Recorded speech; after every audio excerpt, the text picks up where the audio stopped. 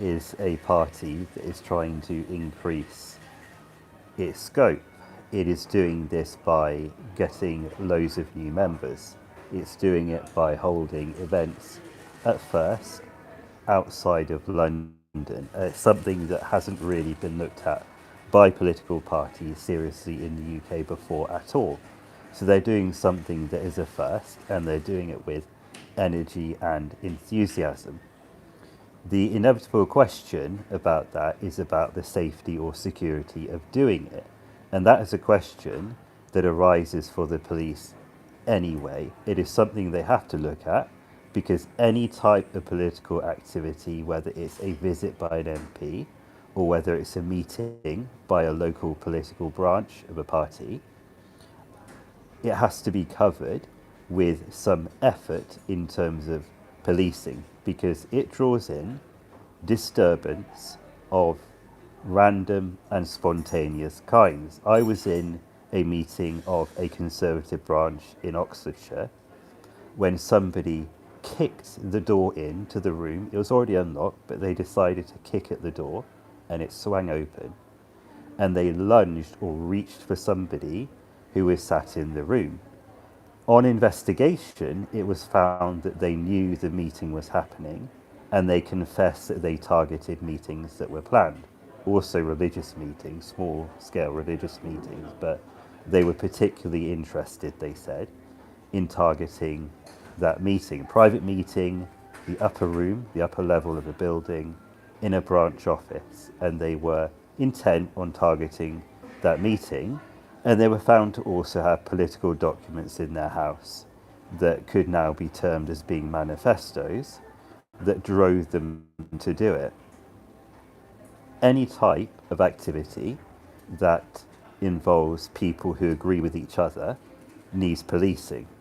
That includes schools, that includes universities. Criminals try to disrupt people who are agreeing with each other. It's one of the ways they see their own behaviour in the UK. Homegrown, British born, UK bred, those people who are criminals see forms of agreement as reasons to agitate. So Reform UK are setting up a problem, but it's also their answer to other problems they see. But it's something that is legitimate. In a free society, it's something that not only are they allowed to do since centuries ago, it's something they should be doing because they feel it's the solution to problems that they see. They also believe that it's the way that they keep things working, not just fixing things, but it's the way that things stay working, stay in place.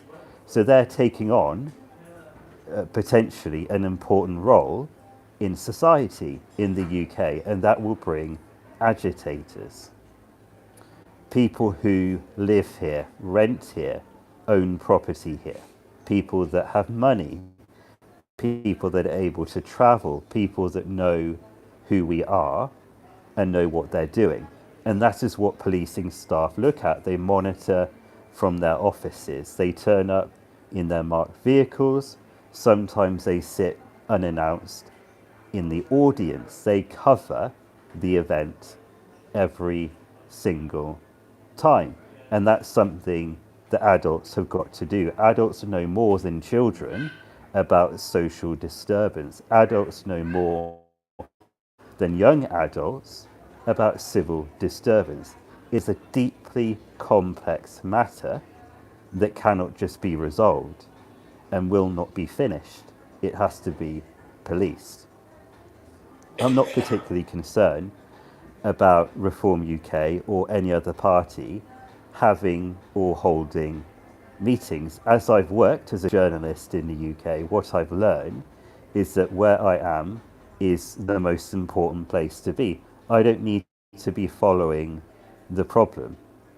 I don't need to follow the threat. Where I am can provide me with a decent assessment of what is going on.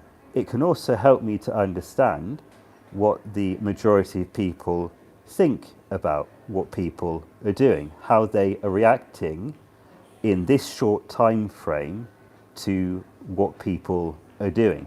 But not just that issue, not just that thing with Farage, whoever that is, and whatever surname that is, but about other things that worry them, because for the agitator, worries build up and their problems build out, and then we get the problem.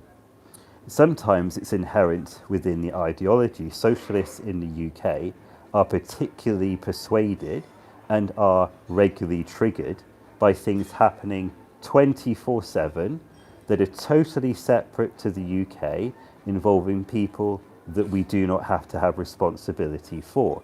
It is part of their ideology, and they are causing trouble here because of it. That has to be researched and not just police, because we have to learn how to respond to that type of spontaneous, if you like, instantaneous behavior or activity, because it has been found to be disruptive.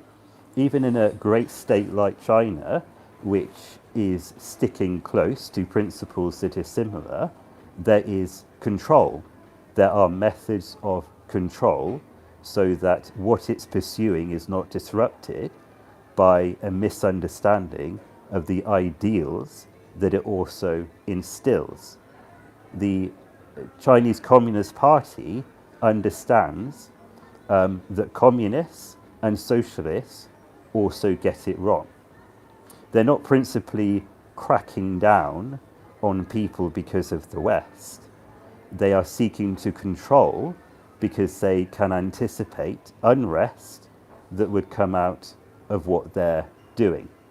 And it's important for us to remember that whatever the country, whatever the state of it, control is an important part of any type of rule, governance, or policing. It's an important part of it. Even churches, those quaint, cold sometimes, small buildings, need some form of control. Some of the issues have come up in our time as to why, but its way of doing that, the method of using it, obviously has to be different. It's much different in this country than it is to China, but where some of those issues come up, we have to deal with it with our own characteristics, with our own uses of force, with our own ideas in play and in place. And so that is what local areas do. That is what cities and towns do. I don't see policing in terms of the frames of reference that they give to each other and they use between themselves. I'm in Reading, I see policing as being about and for Reading. I don't look at the Thames Valley and try to work out or scheme out what the problems are and try to research and find people. I look at Reading. It is Reading that has issues unique and just centred on Reading, and that is important for understanding and seeing who and what presents an issue to who and what. I've known of people who are Muslim who move into an area and they allow some time before they begin to live in the local area. And they've said to me they have no problems in that space of time. The problems begin when they're spotted going to a mosque or an Islamic school. And then it continues as they're seen in a supermarket or they're noted for meeting other people, and the harassment builds. It builds on top of that activity. That is when criminal harassers seem to notice people.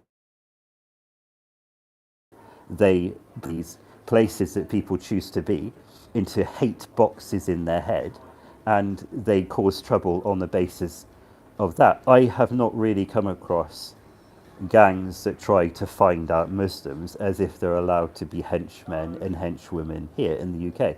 Maybe I just haven't lived in those places where people may try to do that, but it is brought together, isn't it? Criminals also have their mental calculator where they're adding things up and subtracting things, and ordinary people like me and you may look on some of these situations and see that it's more complex than how people describe it, or how things are stated even in a university, even in an institution where much of it is theoretical discussion anyway.